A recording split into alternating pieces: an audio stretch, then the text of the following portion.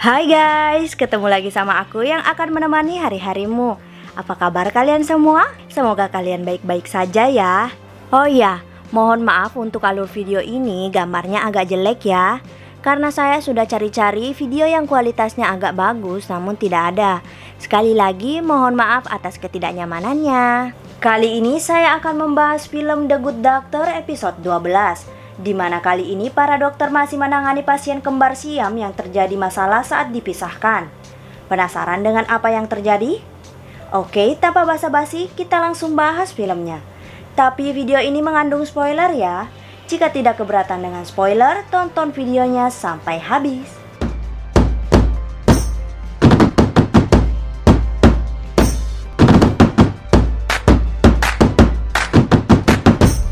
Film diawali dengan sadarnya Jenny setelah dilakukan operasi pemisahan dengan saudara kembarnya Katie.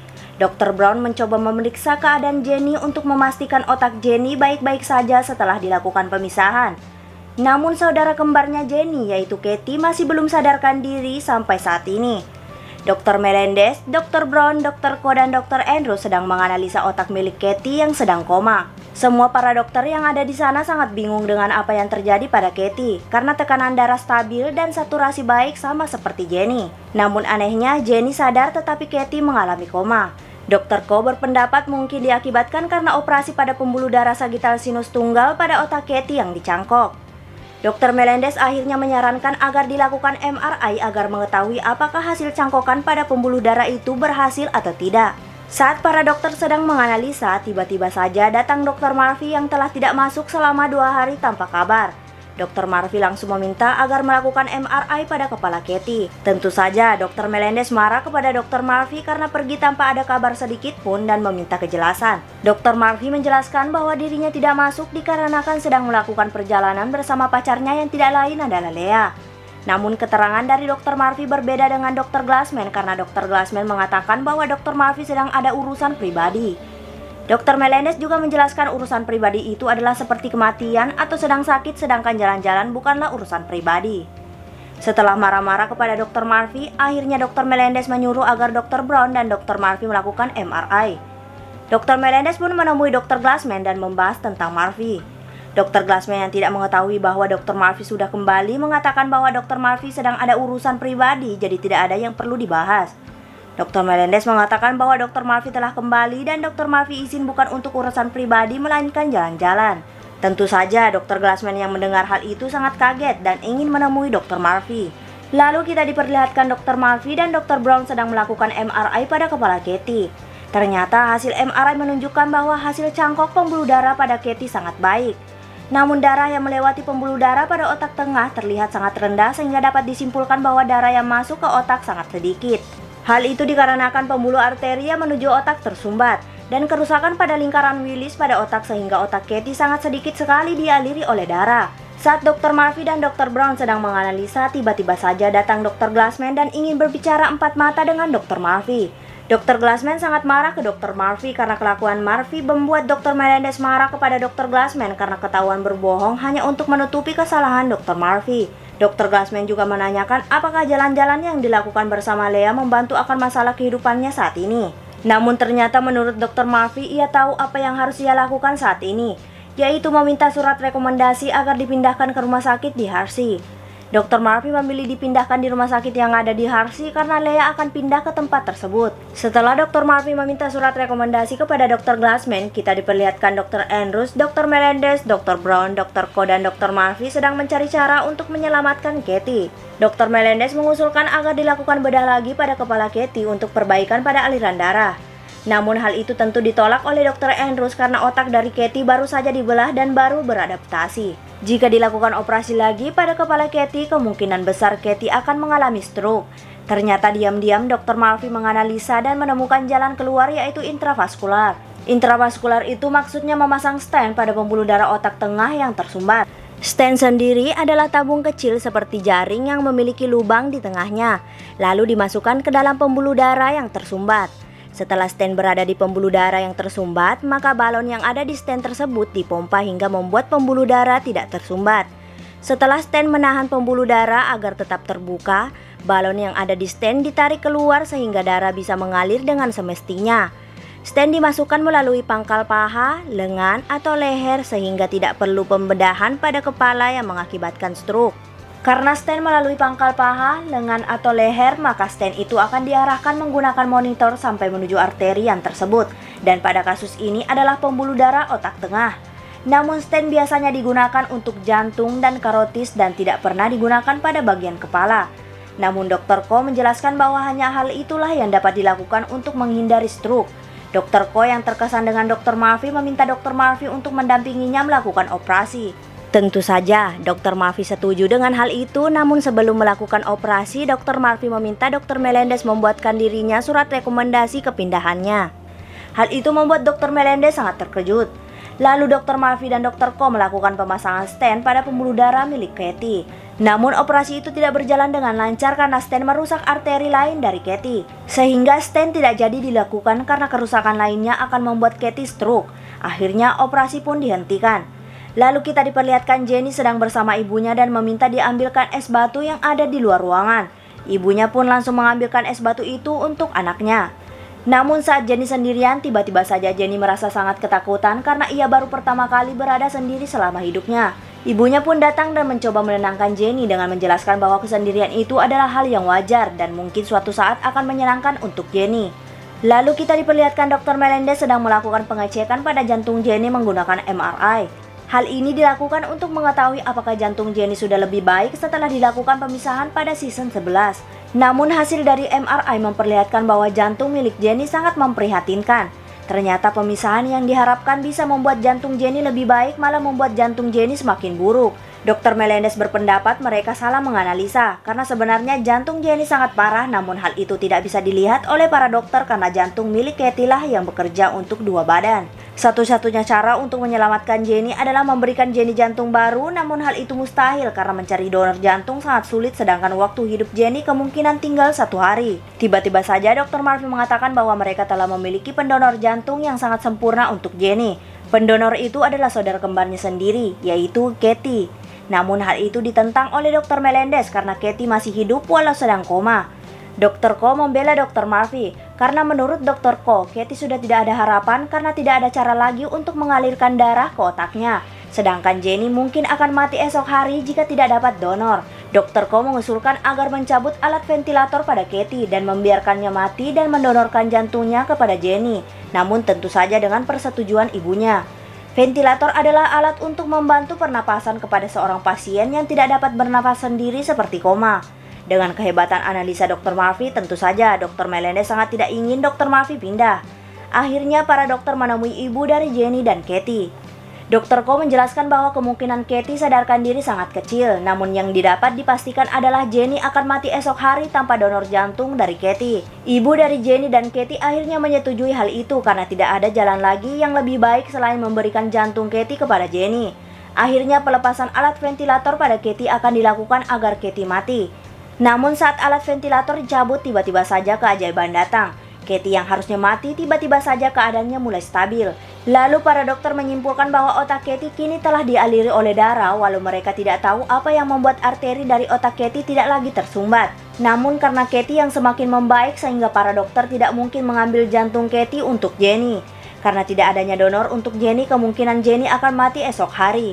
Saat para dokter sedang berusaha mencari cara agar Jenny tetap hidup, Dr. Murphy kembali memberikan ide yang sangat brilian. Ide Dr. Murphy adalah menyatukan kembali mereka berdua, namun bukan menyatukan kepala tetapi menyatukan paha mereka. Dr. Andrew setuju dengan pendapat Dr. Murphy karena hal itu membuat kembali seperti semula, yaitu jantung Katie bekerja untuk dua tubuh, yaitu Katie itu sendiri dan Jenny. Hal itu tentu membuat Dr. Melendez sangat kecewa karena dirinya telah memisahkan mereka selama 40 jam namun harus disatukan kembali. Akhirnya operasi pun dilakukan untuk menyatukan Jenny dan Katie kembali di bagian paha. Saat dilakukan operasi, kondisi Jenny sadar walau jantungnya buruk, namun Katie dalam keadaan stabil walau masih tak sadarkan diri. Operasi itu berjalan dengan sangat lancar dan akhirnya operasi pun selesai. Lalu kita diperlihatkan para dokter sedang melakukan pemeriksaan pada Jenny dan Katie setelah dilakukan operasi. Namun saat dilakukan pemeriksaan, tiba-tiba saja Katie sadar dan sudah dipastikan bahwa Katie benar-benar sehat.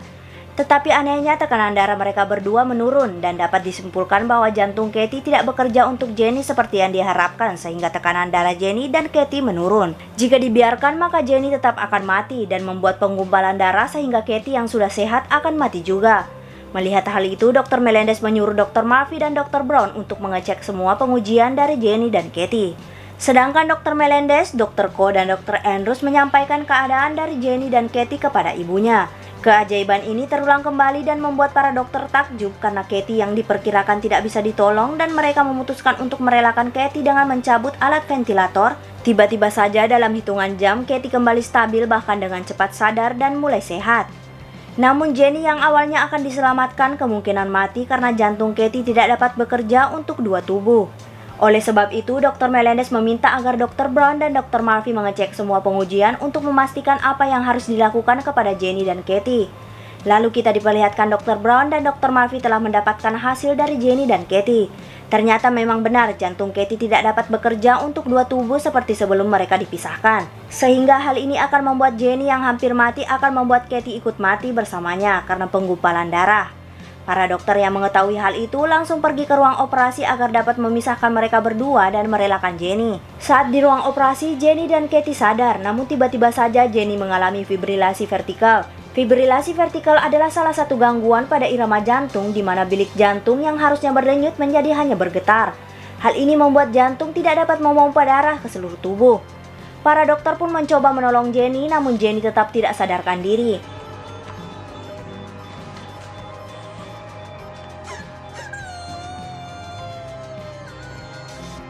Dr. Brown akhirnya menyampaikan keadaan Jenny bahwa Jenny sekarat dan mungkin akan mati. Sedangkan Katie baik-baik saja, namun Katie tidak mau dipisahkan dan meminta ibunya untuk berbicara kepada Katie. Karena jika tidak cepat-cepat dipisahkan, maka Jenny akan mati dan terjadi penggumpalan sehingga Katie pun akan mati.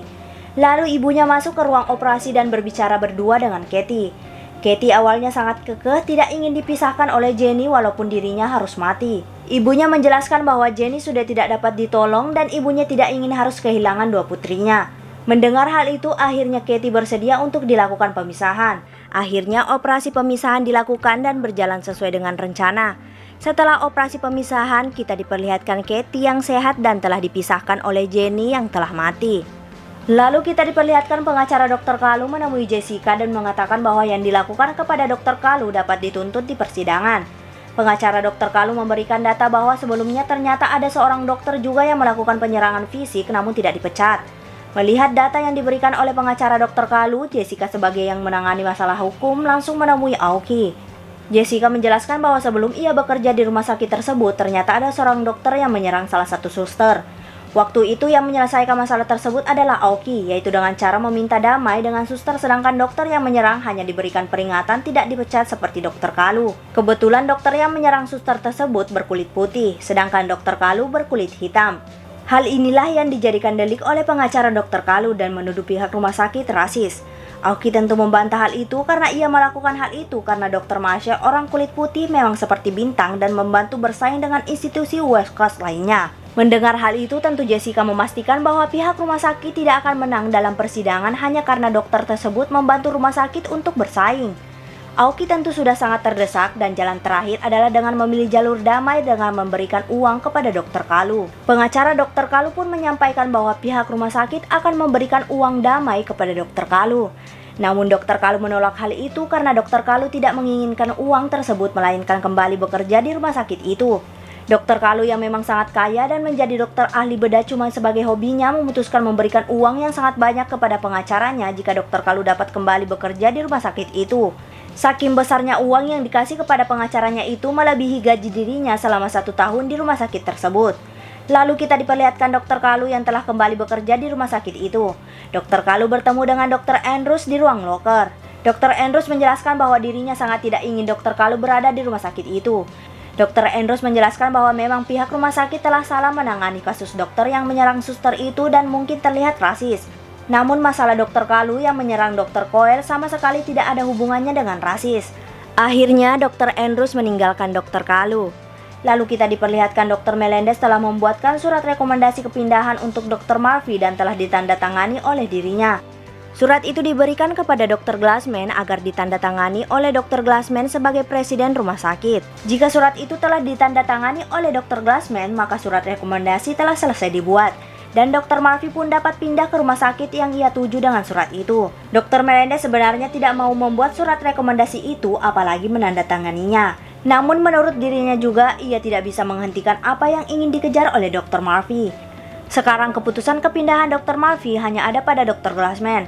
Karena jika Dr. Glassman menandatangani surat itu, maka bisa dipastikan Dr. Murphy pindah dari rumah sakit itu. Lalu kita diperlihatkan Dr. Glassman bertemu dengan Dr. Brown. Dr. Brown mencoba membahas tentang Dr. Murphy yang meminta surat rekomendasi. Dr. Brown menyarankan agar Dr. Glassman menyetujui surat rekomendasi itu supaya Dr. Murphy berpikiran bahwa ia dipercaya oleh Dr. Glassman dan Dr. Glassman bukanlah orang pengekang kehidupannya. Mendengar hal itu, Dr. Glassman langsung menemui Dr. Murphy. Dr. Glassman juga menjelaskan bahwa awalnya ia membawa Dr. Murphy ke rumah sakit tempat ia bekerja karena supaya melatih kemampuan bedah Dr. Murphy. Tetapi ternyata itu salah. Dr. Glassman secara tidak sadar ternyata membawa Dr. Murphy karena tidak percaya Dr. Murphy dapat hidup sendiri tanpa bantuan dari dirinya. Akibat saran dari Dr. Brown, akhirnya Dr. Glassman sadar bahwa ia terlalu mengekang Dr. Murphy dan menandatangani surat rekomendasi kepindahan Dr. Murphy. Dr. Glassman juga menjelaskan bahwa dirinya tidak ingin Dr. Murphy pindah. Jika Dr. Murphy tidak jadi pindah, maka ia berjanji tidak akan mengekang Dr. Murphy lagi. Akhirnya surat rekomendasi yang telah ditandatangani oleh Dr. Glassman diberikan kepada Dr. Murphy. Kini keputusan terakhir tinggal pada Dr. Murphy. Lalu kita diperlihatkan Dr. Murphy bertemu dengan Dr. Brown. Dr. Murphy menjelaskan bahwa dirinya pindah ke rumah sakit di Hershey karena Lea pindah ke Hershey. Menurut Dr. Murphy, Lea lah yang membuat dirinya bahagia sehingga Dr. Murphy selalu ingin dekat dengan Lea. Lagi-lagi Dr. Brown memberikan ide yang sangat bijaksana. Menurut Dr. Brown, Lea bukanlah satu-satunya yang dapat membuat Dr. Murphy bahagia. Mendengar hal itu, Dr. Murphy sadar bahwa sebenarnya ia bahagia di rumah sakit itu dan memutuskan menemui Dr. Glassman. Dr. Murphy mengembalikan surat rekomendasi kepada Dr. Glassman dan dapat disimpulkan bahwa Dr. Murphy tidak jadi pindah. Lalu kita diperlihatkan Dr. Murphy mengantarkan Lea ke depan lift untuk pindah ke Hershey. Sebelum pergi, Lea memberikan sebuah hadiah pajangan bola bisbol kepada Dr. Murphy. Tidak hanya itu, Lea juga memberikan satu kecupan hangat untuk perpisahan mereka berdua. Lalu kita diperlihatkan Dr. Melendez pulang ke rumahnya dan telah disambut oleh Jessica. Tiba-tiba saja Jessica minta putus karena alasan dirinya terlalu mencintai Dr. Melendez. Jessica terus menjelaskan bahwa dirinya tidak ingin memiliki anak dari rahimnya. Sebenarnya Dr. Melendez sudah mengalah karena ia menyetujui hal itu dan tidak memaksakan Jessica memiliki anak dari rahimnya. Namun Jessica tetap ngotot ingin putus karena menurutnya ia tidak bisa membuat Dr. Melendez bahagia tanpa memberikan anak dari rahimnya. Tentu saja itu membuat Dr. Melendez sangat kecewa dengan keputusan Jessica. Oke, film pun berakhir. Jika suka dengan channel ini, mohon di subscribe dan tunggu episode selanjutnya. See you!